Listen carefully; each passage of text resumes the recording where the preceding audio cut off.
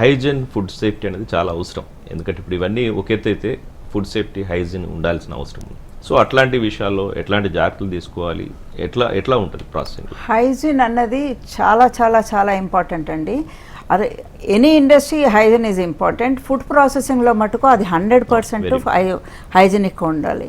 అది మనము పచ్చళ్ళ బిజినెస్ దగ్గర నుంచి అనండి, లేకపోతే పెద్ద పెద్ద ఫుడ్ ప్రాసెసింగ్ బిజినెస్ అనండి, డీహైడ్రేషన్ ఇప్పుడు మేము చేస్తున్న దాంట్లో మేము ఇచ్చేది ఫస్ట్ హైజీన్ చేస్తేనే క్వాలిటీ వస్తుంది. క్వాలిటీ ఉంటేనే మీ ప్రోడక్ట్ మార్కెట్లో చాలా బాగా వెళ్తుంది.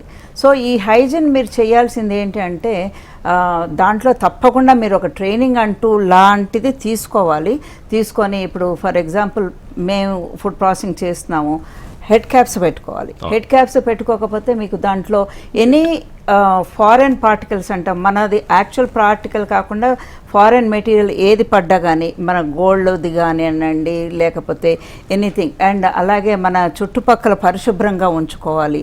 అది హైజీన్ పార్ట్లో ఈజ్ ఇంపార్టెంట్. మనం ఏదైనా కటింగ్ మిషన్లు కానీ మిషనరీ కొంటున్నాము, ఆ మిషనరీని మీరు సరిగ్గా క్లీనింగ్ ప్రాసెస్ చేసుకోకపోతే ఆ హైజీన్ కూడా ఇక్కడ దెబ్బతింది. క్వాలిటీ ఒకటే దాంట్లో చేయడం ఒకటి, and also cleaning is most important thing. అది మనం పరిశుభ్రంగా ఉండాలి, మన దుస్తులు పరిశుభ్రంగా ఉండాలి, మన పరిసరాలు పరిశుభ్రంగా ఉండాలి. అది హైజీన్ ఇంపార్టెంట్. ఆ తర్వాత మేడం చెప్పినట్టు FSSAI సర్టిఫికేట్ అండి, food safety standards authority of India. ఆ సర్టిఫికేట్ 100% మనకి అవసరం. ఏది ఫస్ట్ మీరు కంపెనీ రిజిస్టర్ చేయగానే ఫుడ్ అని మీరు ఏదైతే అంటారో ప్రతి వాళ్ళు తీసుకోవాలి. మన దగ్గర చాలా మంది తీసుకోకుండా అలా దృష్టి పెడతారు కానీ FSSAI మీద చెయ్యరండి.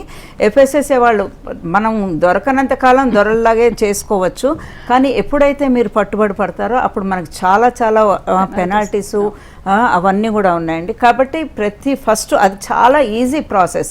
ఇట్స్ నాట్ ఏ కాంప్లికేటెడ్, అయ్యో ఎలా చేసుకో, ఆన్లైన్లో మీరు చేసేస్తే చాలు. దానికి కూడా మీకు ఆ హైజీన్ క్రైటీరియా వాళ్ళు చూస్తారనమాట. మీరు కరెక్ట్గా ఎక్కడ బాత్రూమ్స్ అన్ని దూరంగా ఉన్నాయా లేవా అవన్నీ కూడా చూసుకొని వాళ్ళు సర్టిఫికేట్ ఇస్తారు, FSSAI సర్టిఫికేట్.